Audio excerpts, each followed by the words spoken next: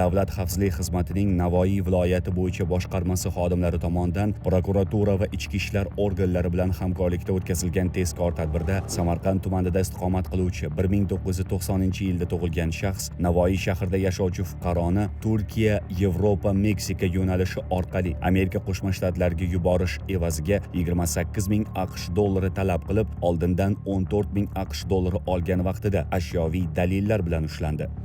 Qancha pul oldi? 14 ming AQSh dollar, ha? Pulni turgan joyini o'zingiz ko'rsatasiz. Masjidga soldingizmi? Oching.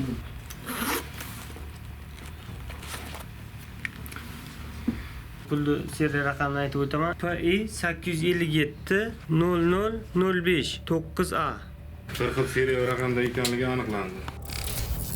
Xizmatning Jizzax viloyati bo'yicha boshqarmasi va iqtisodiy jinoyatlarga qarshi kurashish departamenti xodimlari hamkorligida o'tkazilgan tezkor tadbirda Toshkent shahrida yashovchi 2000-yilda tug'ilgan, muqaddam firibgarlik bilan bog'liq jinoyati uchun bir necha marotaba sudlangan shaxs Sharof Rashidov tumanida istiqomat qiluvchi fuqaroning ishonchiga kirib, uni Qo'shma Shtatlarga yuborish va viza hujjatlarini rasmiylashtirib berish evaziga 35 ming AQSh dollari talab qilib, oldindan 10 ming AQSh dollari miqdoridagi pul mablag'ini 3-shaxs orqali olgan vaqtida uning noqonuniy harakatiga chek qo'yildi.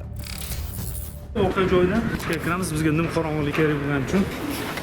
Sirdaryo viloyatining Guliston shahrida kuzatilgan holatda esa Toshkent viloyatining Yangiyo'l tumanida yashovchi 2000-yilda tug'ilgan shaxs mahalliy fuqaroni Turkiya, Ispaniya, Meksika yo'nalishi orqali Amerikaga ishlash maqsadida yuborish uchun mansabdor tanishlari orqali viza rasmiylashtirib berish evaziga 15 ming AQSh dollari talab qilib, oldindan 5 ming AQSh dollari va 26 million so'm olgan vaqtida ashyoviy dalillar bilan ushlandi.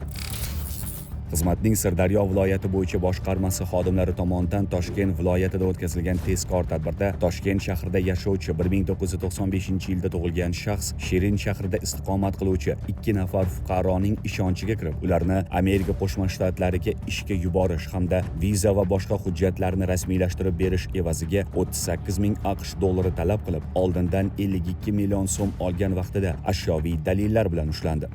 Hozirda mazkur shaxslarga nisbatan Jinoyat kodeksining tegishli moddalari bilan jinoyat ishlari qo'zg'atilib, tergov harakatlari olib borilmoqda. Hurmatli fuqarolar, xorijiy davlatlarga ishga yuborish bilan bog'liq shubhali takliflar bildirayotgan firibgarlarning so'zlariga aldanib, o'z hayotingizni xavf ostiga qo'ymang. Ogoh bo'ling.